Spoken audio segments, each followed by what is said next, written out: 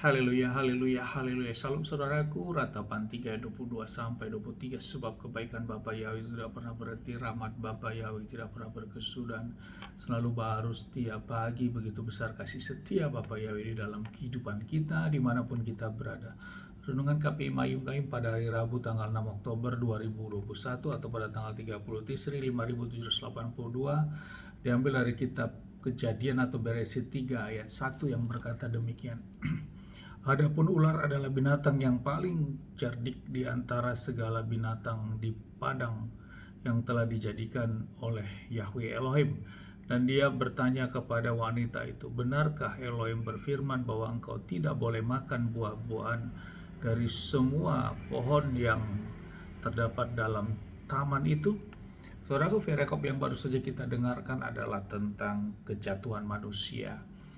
Dan di dalam perikop ini, saudaraku, Bapa Yahweh menyampaikan bagaimana peristiwa kejatuhan manusia dalam dosa.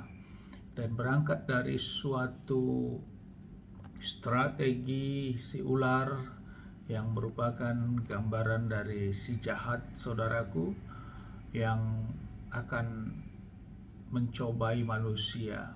Di dalam perikop ini dapat kita pahami, saudaraku, bahwa sesungguhnya ular yang binatang diciptakan sebagai binatang yang cerdik ini, saudaraku, yang merupakan binatang yang paling cerdik, saudaraku. Cerdik itu bukan berarti pintar, saudaraku.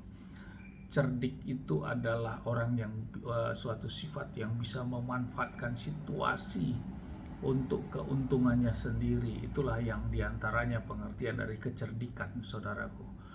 Sehingga mendapatkan suatu kesuksesan bagi mereka yang melakukan sikap kecerdikan ini.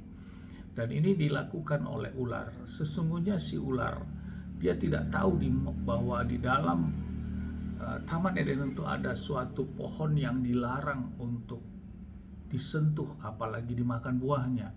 Sehingga pernyataan inilah yang disampaikan oleh ular, bahwa sesungguhnya semua pohon yang ada, dikatakan buah yang ada terdapat di taman ini tidak boleh kamu makan.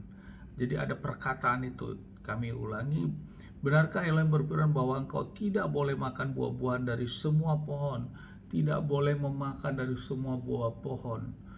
Jadi strategi perkataan ular ini adalah sebenarnya untuk menjebak manusia untuk mengetahui di mana sih letak pohon yang dilarang itu, saudaraku.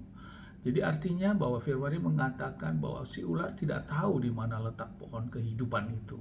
Namun lewat kecerdikannya, lewat perkataannya ini, maka si wanita itu menunjukkan ada satu pohon yang menjadi suatu pohon larangan. Dan lewat pohon inilah maka si ular terus menunjukkan suatu strateginya untuk menggodain daripada si wanita.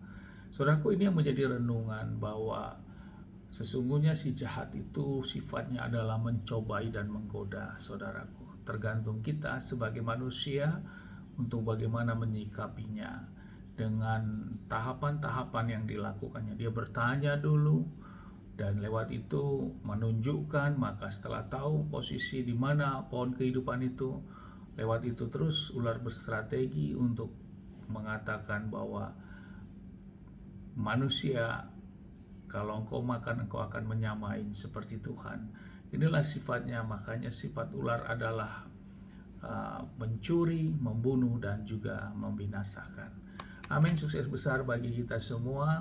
Mari kita tetap kuat dan hidup dalam perjuangan kita menjalani kehidupan kita ini. Dan tempat ini saya berdoa Bapak yang memberkati dan melindungi kita semua dimanapun kita berada. Bapak yang menyinari wajahnya kepada kita, memberikan kita kasih karunia. Bapak yang menghadapkannya wajahnya kepada kita, memberikan kita damai sejahtera. Apapun yang kita kerjakan lakukan sepanjang ini, semuanya menjadi berhasil. Shalom. Amin. Haleluya.